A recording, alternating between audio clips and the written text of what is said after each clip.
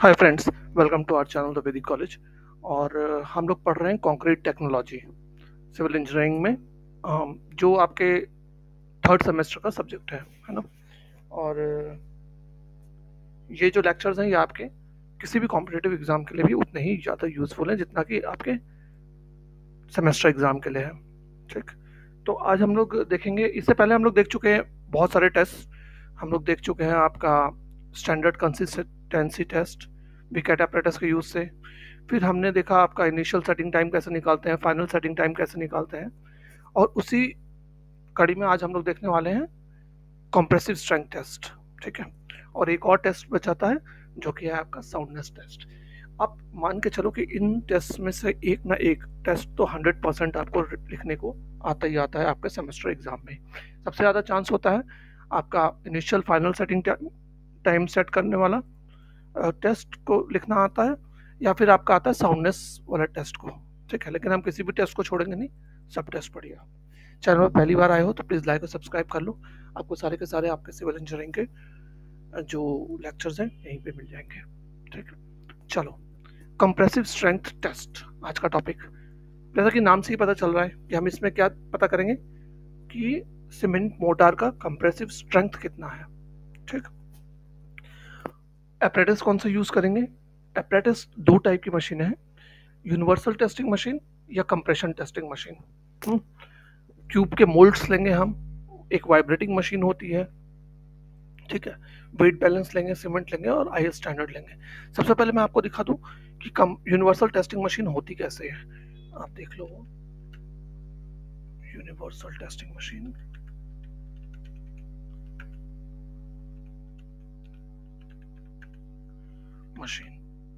ये देखो कैसी होती है। ये आपकी इस तरीके से होती है। ठीक है, यूनिवर्सल टेस्टिंग मशीन। इसमें हम दबाते हैं उसको, है ना, इस पर फोर्स लगाएंगे। अभी आप देखोगे, हम सीखेंगे कैसे होता है। फोर्स लगाते हैं हम ऊपर से। चलो,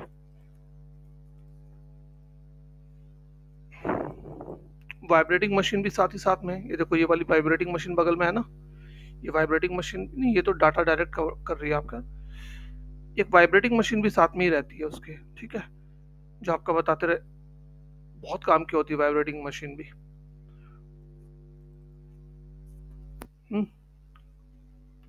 सबसे पहले हम करेंगे क्या कंप्रेशन टेस्ट के लिए?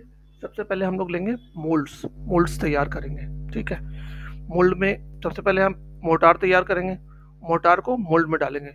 अब यहाँ पे इंपॉर्टेंट क्या है, मोल्ड में डाल के आपको क्यूब बनाना है। क्यूब की एक साइड कितनी होगी? 70.5 mm की क्यूब होती है, ये आप याद रखना। ठीक है, ये कई बार एग्जाम्स में आ चुका है कि क्यूब का साइज कितना है? 70.5 mm। ठीक, अब क्यूब है तो आपके जानते हो कि सारे के सारे साइड एक जैसे ही होंगे, सबका एरिया, सबका साइड का लेंथ बराबर होगी। और मोल्ड का साइज कितना होता है? 70.6.1 mm ज्यादा रहता है। ठीक है, अब आप मोल्ड के अंदर भरते हो इसको, सीमेंट मोर्टार को। ठीक है, कंसिस्टेंसी कौन सी रखनी है आपको? पहले आप कंसिस्टेंसी टेस्ट निकाल लोगे अपना, सारे टेस्ट है सारे कर लोगे, consistency test, initial setting time, final setting time. उसके बाद फिर आप जाते हो कंप्रेशन टेस्ट में। ठीक, प्रोसीजर क्या है? सबसे पहले तो आप मटेरियल लो, 200 ग्राम सीमेंट, सैंड 600 ग्राम, ट्रिपल लेते हैं ना, 3 टाइम्स लेते हैं, 1:3 का। ठीक है, वाटर कितना ऐड करना होता है ये वाले टेस्ट के लिए? P/4। P क्या है? स्टैंडर्ड कंसिस्टेंसी जो आप निकालोगे एक्सपेरिमेंट से। P/4 + 3, इतना percentage of the combined weight of cement and sand. मतलब P/4 + 3 × 100, सॉरी 800 हो जाएगा। 6 और 200, इन दोनों को वेट को ऐड करना है ना, 600 + 200 800। ठीक है, तो इतना पानी आपको मिलाना है उसमें। पानी का पता चल गया, फिर आप क्या बनाओगे? पानी ऐड करने के बाद मोटार बन जाएगा उसका, है ना। मोटार को आप क्या करोगे? डालोगे मोल्ड में। ठीक है, और मोल्ड में डालने के बाद नीचे में नॉन पोरस प्लेट होनी चाहिए मोल्ड की, है ना।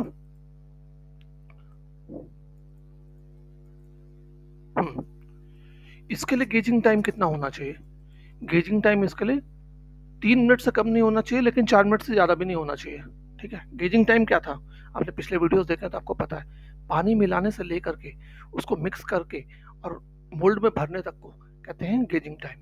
ठीक है, तो गेजिंग टाइम आपका यहाँ पे 3 मिनट से कम भी नहीं होना चाहिए और 4 मिनट से ज़्यादा भी नहीं होना चाहिए। ठीक है, फिर आप उसको वाइब्रेटिंग टेबल पे रखते हो। ठीक, और सीमेंट भरने से सॉरी सीमेंट बोल रहा हूँ, मोटार भरने से पहले उसके अंदर में ऑयल लगा दिया जाता है। ठीक, मोल्ड के अंदर में, ताकि चिपक ना जाए। और उसके बाद उसको वाइब्रेटिंग टेबल पे रख दिया जाता है। वाइब्रेटिंग टेबल को जैसे ही ऑन करोगे आप, थोड़ा सा वो सेटल करेगा, है ना, उसको एयर निकालेगा। अब आप देख लो कि एग्जैक्ट है या नहीं है, नहीं तो फिर थोड़ा सा और भर दो उसको, है ना, और लेवल कर दो। वाइब्रेटिंग मशीन को वाइब्रेट कितने स्पीड पे किया जाता है? 12,000 प्लस माइनस 400 साइकिल्स पर मिनट, और 2 मिनट के लिए किया करते हैं वाइब्रेट। ये जो डाटा है ना, ये आपको याद रहना चाहिए कॉम्पिटिटिव एग्जाम के लिए, इवन रिटन एग्जाम के लिए भी। बाकी सारी तो कहानियां हैं। ठीक, मेन चीजें तो यही हैं। कितनी देर वाइब्रेट करना है? 2 minute, speed 12,000 plus minus 400 cycle पर मिनट। ठीक है, इस तरीके से हम बनाएंगे टोटल 6 क्यूब बनाएंगे। ठीक है, 6 क्यूब इसी तरीके से बनाएंगे, और एक एक को सारा यही वाला प्रोसीजर फॉलो करना है। फिर आप क्या करोगे, आप उसको ऐसी जगह पे रखोगे जहां का temperature 27 plus minus 2 degree Celsius है। ठीक, और रिलेटिव ह्यूमिडिटी 90% रहती है।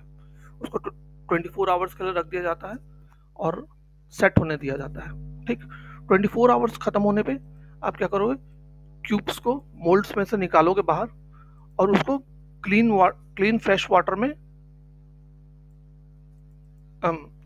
immediately submerged in clean and fresh water for crushing at room temperature। उसके बाद उसको वाटर में डाल दिया जाता है ना, क्लीन फ्रेश वाटर में। 3 क्यूब्स का टेस्टिंग किया जाता है 3 दिन बाद। ठीक, पहले आपने क्या किया, पहले तो आपने उसको मोल्ड को रख दिया 27 प्लस माइनस 2 डिग्री सेल्सियस पे, है ना, कि सेट हो जाए। उसके बाद आप उसको पानी में डाल देते हो 24 घंटे के लिए। ठीक, 24 घंटे बाद आप उसको पानी में डाल देते हो। अब पानी में कितने दिन रहेगा? वो 3 दिन तक डला रहेगा पहला वाला। 6 के 6 हम डाल देंगे पानी में। ठीक, फिर उनमें से 3 क्यूब को निकालेंगे हम एंड ऑफ थर्ड डे के एंड पे। ठीक है, निकाल करके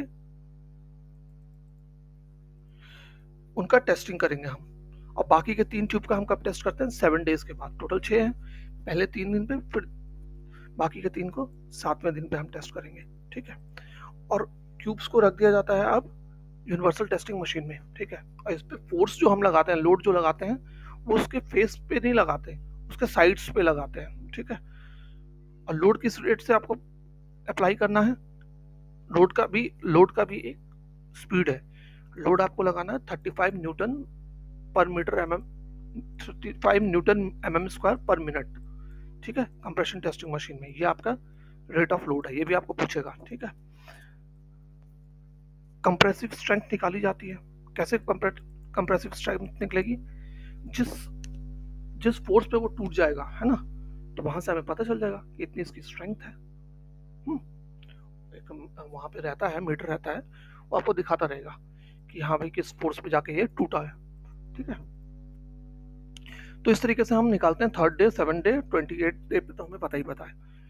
तो 3rd डे पे अगर अलग अलग ग्रेड्स ऑफ सीमेंट आप ले रहे हो तो वो मेंशन कर रखा है यहाँ पे। जैसे 33 ग्रेड का आप अगर लेते हो तो 3rd डे पे उसकी कंप्रेसिव स्ट्रेंथ आएगी कितनी?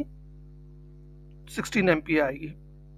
7th डे पे 22 MPa, 28 डे पे तो 33 MPa। इसका मतलब क्या है 33 MPa? मतलब यह है कि 33 MPa से कम फोर्स पे वो नहीं टूटेगी। ठीक है, अगर 32 MPa पे जाकर टूट रही है तो फिर वो गलत है। ठीक है, 33 MPa फोर्स से कम में नहीं टूटेगी। ठीक है, ऐसे ही 43 ग्रेड का अगर आप लें, ये देखो, ये आप सोच रहे हो कि टेबल ना बेकार है, क्यों पढ़ा रहा हूँ मैं, लेकिन आप जानते हो सीधा क्वेश्चन आ रखा है 43 ग्रेड का 3rd डे पे क्या कंप्रेसिव स्ट्रेंथ रहती है, 7th डे पे कितनी कंप्रेसिव स्ट्रेंथ रहती है, ये क्वेश्चन आ जाते हैं भाई, इसलिए मैं बता रहा हूँ आपको। ठीक है, कैसे याद रखेंगे? 33 का 28 डे का तो सेम रहेगा जो ग्रेड है उनके, है ना। उसके पहले 7 दिन पहले क्या है आप वो याद रखो, 16 22, हाँ 43 का है तो 10 माइनस किया 23, फिर 10 माइनस कर दिया 13, 43 का आ गया। 53 ग्रेड का देखो कितना है, 28 डे पे 53 होगा, उसमें से 10 माइनस करोगे तो 43 आएगा, लेकिन 43 यहाँ पे नहीं होगा, यहाँ पे 37 है, और 37 के 10 27, ये 3 का तो आप याद रखो ही रखो एटलीस्ट, ठीक है, ये 3 का तो पूछता ही पूछता है। बाकियों का याद रख सको तो बहुत बेटर है, लेकिन इन 3 का तो 100% याद रखना है ना, वरना यार इतना छोटा सा क्वेश्चन ना छोड़ के आओगे ना एक, तो बहुत अफसोस लगता है, बहुत ज़्यादा अफसोस लगता है। ठीक है, हम अपने एक्सपीरियंस से बता रहे हैं, मेरा खुद छूटा हुआ है तो हमें बहुत बुरा लगा था, कंफ्यूजन हो जाता है जाकर के वहाँ पे, पता है लेकिन कंफ्यूज हो जाते हैं, इसलिए इसको जितनी बार देख सको, जितनी बार देख सको, रटना भी नहीं है, बस देखते देखोगे ना कई बार तो आपको याद हो जाएगा।